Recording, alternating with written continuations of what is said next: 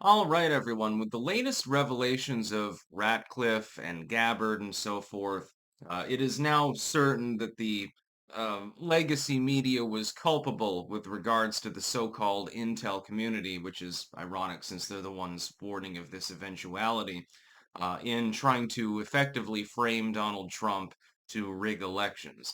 This has now become completely clear. There's not much to be done about it other than to expose it to sunlight being the best disinfectant, of course, and show the public exactly what happened to the best of their ability. Some of these things, of course, will not be declassified. That's just inevitable within government. Although, personally, I think that all of it should be declassified with regards to Epstein, Russiagate, Pissgate, all of these other things, the Steele dossier in general. All of these things should be full public disclosure because that would give, number one, the Trump administration wide latitude. Because it's like, hey, we're telling you the truth. You were lied to for years. Some of you saw through the bullshit, but now we're telling everyone the truth. Here's the documents. We've declassified everything. So Russiagate was indeed a convolution between legacy media and intel agencies and political, opponents and so forth. And they manufactured everything. They knew what they were doing. They knew that they were putting out propaganda. Also, dovetailed with this is something that I find personally of great import, which is that we need to crack down on internet censorship because tech firms were involved in all of these things as well. Zuckerberg has already he's already told, Joe Rogan effectively the same exact thing. We've gotten it from Elon Musk, who may have had a bit of a falling out with Trump, but is still, sending up his rockets and shit like that, so it's all good. Anyway, all of these things need to be full public disclosure. And I want that Internet Bill of Rights, by the way. If there's one failing of the Donald Trump regime so far, it's that the long promised Internet Bill of Rights has not been optioned yet, it seems.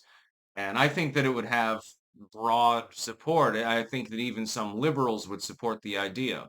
Internet sites that are taking any form of public money or form an intrinsic part of the public square can either under Section 230, they can either be a carrier of common carrier, or they can be a publisher.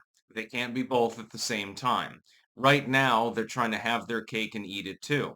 Well, do you want the cake or do you want to eat it? That's basically the question that needs to be asked of them.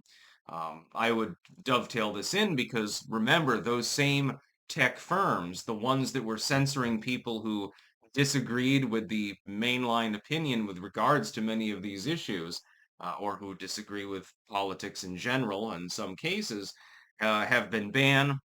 They've been stripped of their ability to access publicly funded services. One thing we must not lose sight of is that groups like the NOAA, the USDA, the USGS, and so forth, government bureaus, they utilize these services to spread information. An earthquake happens, you get a Twitter alert. Um, Bad weather is coming. There's a hurricane a day away from you. You get a Twitter alert or something like that, or you get an Instagram post. You should not be able to ban people from a platform if they are a U.S. taxpayer, if U.S. taxpayer funded services are being delivered there. Now, we've already got a court opinion. The president can't ban people from the platform. He can't, Biden got in trouble for this too. The president can't block you on Twitter, for example. The president has to allow you to interact with the content if you're a U.S. taxpayer. Of course, if you're in, buttfuck Rwanda or something like that, then you don't have constitutional rights. But if you're in the United States, you have an intrinsic right to interact with something that your own taxes are funding. It's quite simple to understand. We've extended this to political accounts, for instance, that moron Swalwell had to unblock me, which I found absolutely hysterical.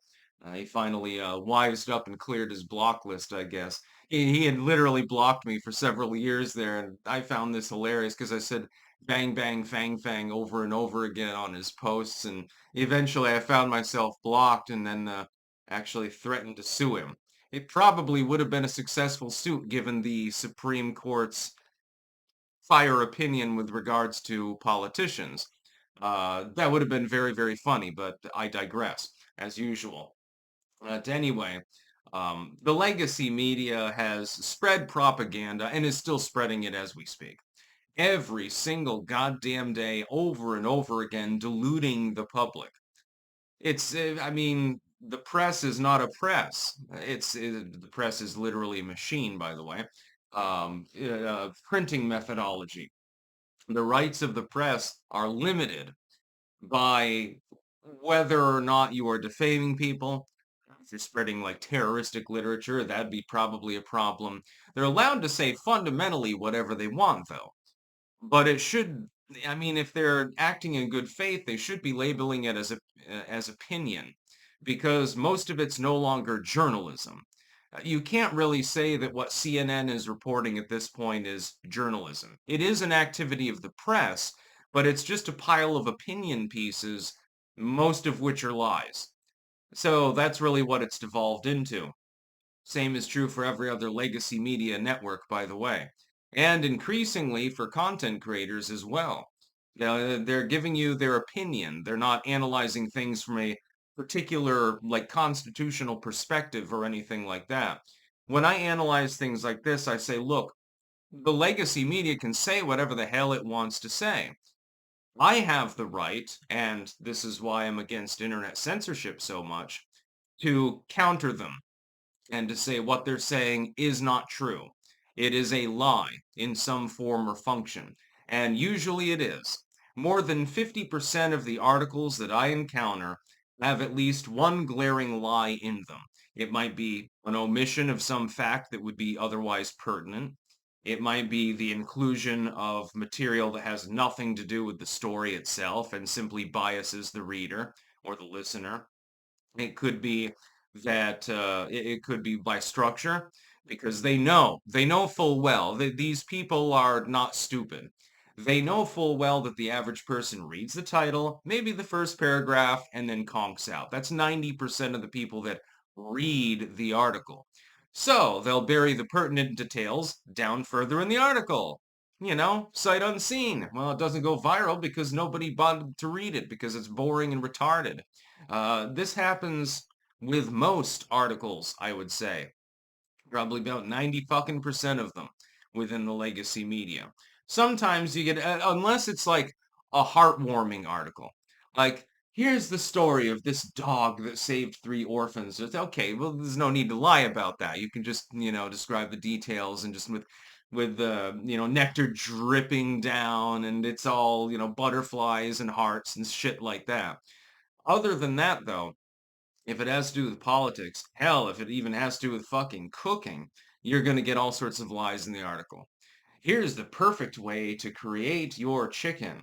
And then down at the bottom of the article, it'll say, well, this chicken actually fucking sucked, but, you should cook it this way anyway, moron.